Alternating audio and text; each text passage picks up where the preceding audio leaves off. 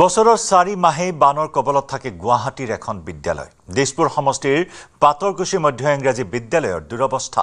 20 জুলাইৰ বৰষুণৰ পাছত আজিলৈ চৌহদত নকমিল পানী। বিদ্যালয় কোঠাসমূহ ভৰি থাকে বোকাৰে। একেটা কোঠাতে পাঠদান কৰিবলগীয়া হৈছে শিক্ষকসকলে ছাত্ৰ-ছাত্ৰীসকলক। অৱস্থা দেখি বিদ্যালয় এৰিছে শতাধিক শিক্ষাৰ্থীয়ে। ছেপ্টেম্বৰ মাহলৈ বিদ্যালয়খনত থাকে কৃত্ৰিম বান।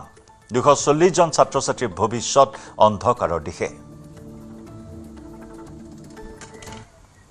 উজনি অসমৰ কোনো এখন বান বিভীষিকা হোৱা অঞ্চল নহয়, খোদ ৰাজধানী চহৰ গুৱাহাটী মহানগৰীৰ দিছপুৰ সমষ্টিৰ এখন বিদ্যালয় দুৰৱস্থা দেখুৱাব ওলাইছোঁ।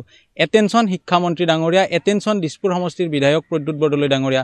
আপোনাৰ সমষ্টি, আপোনাৰ শিক্ষা বিভাগত যদি চোৱা যায় যে ব্যাপক হাৰত এখন বিদ্যালয় দেখুৱাব বিচাৰিছোঁ, যিখন বিদ্যালয়ৰ পৰিৱেশ দেখিলে আপোনালোকৰ একবাৰ চকু কঁপালত উঠিব।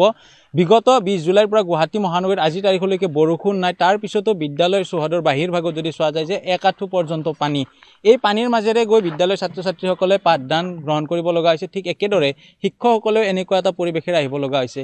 এয়া হৈছে পাতৰকুছি মধ্য ইংৰাজী বিদ্যালয়, যিখন বিদ্যালয় ৰূপালী জয়ন্তী বৰ্ষ 2014 চনতে পাৰ কৰি আহিছে আৰু এতিয়া 2026 চন। আজিৰ পৰা 12 বছৰ পূৰ্বেই ৰূপালী জয়ন্তী পালন কৰিছিলে বিদ্যালয়খনে। এই বিদ্যালয়খনত এতিয়াও 230 গৰাকী ছাত্ৰ-ছাত্ৰী আছে আৰু এইসকল ছাত্ৰ-ছাত্ৰীক আপোনালোকে বাধ্য কৰি দিছে যে জোতা পৰিধান কৰি আহিব লাগে। কিন্তু কেনেকৈ আহিব এয়া আপুনি এবাৰ চিন্তা কৰক। এয়া বিদ্যালয়ত থকা ছাত্ৰ-ছাত্ৰীসকলৰ পৰা জানিব বিচাৰিম প্ৰথমতে। আৰু বিদ্যালয়লৈ কেনেকুৱা অসুবিধা হয়? বহুত পানী হয় আৰু পানী আমি স্কুলত আহিব নোৱাৰোঁ আৰু আমাৰ সেইকাৰণে স্কুলটো বন্ধ হয়। মেম ছাৰে সেইকাৰণে আহিব ইমানো নোৱাৰে, আমাক স্কুল আহিব দে। কেইটামান ল'ৰা ছোৱালী পানীৰ কাৰণে আহিব নোৱাৰে। আন বাইদেউসকল আছে, বাইদেউ কেনেধৰণৰ আপোনালোকৰ অসুবিধাৰ সন্মুখীন হৈছে? অসুবিধাৰ সন্মুখীন মানে গোটেই পানীতে থাকোঁ আমি, ক্লাছ কৰিব নোৱাৰোঁ। ক্লাছটোতো নহয় বাৰু, কিন্তু আমি নিজে অফিচত বহিব নোৱাৰোঁ। মানে এনেকুৱা আমাৰ ভিতৰত পানী সোমাই এই অৱস্থা হৈ যায়। আমি আৰু তেনেকৈ কেইদিনমান আমি মন্দিৰত বহিলোঁ, তেনেকৈ সময়বিলাক পাৰ কৰিছোঁ যেনে তেনে। কিন্তু এতিয়া অকণমান সিদিনাখন GMC মানুহে অকণমান সিঁচি দিলে, হ'লেও এতিয়া অকণমান কেইটামান ল'ৰা ছোৱালী আহিছে যদিও মানে একেটা ক্লাছতে গোটেইবিলাককে বহাই পেলাই আমি পঢ়াব লগাত পৰিছোঁ।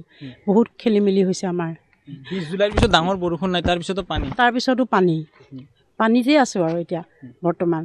আৰু সিটো আমাৰ 2টা ব্লক আৰু সেই যিটো আমাৰ LP মানে ছেকশ্যনটো আছে, তাত একেবাৰে মানে সোমাবই নোৱাৰে, একেবাৰে পৰিৱেশেই নাই মানে সোমাব পৰা। তাৰপিছত মই নিজে কি কৰিছোঁ, এটা পাম্প কিনি পেলাই মানে পানী সিঁচাৰ ব্যৱস্থা কৰিছোঁ আৰু উপায় নাই। ইয়াৰ সৈতে সময় হ'ল গুড মৰ্ণিং 18ৰ পৰা বিদায় লোৱাৰ।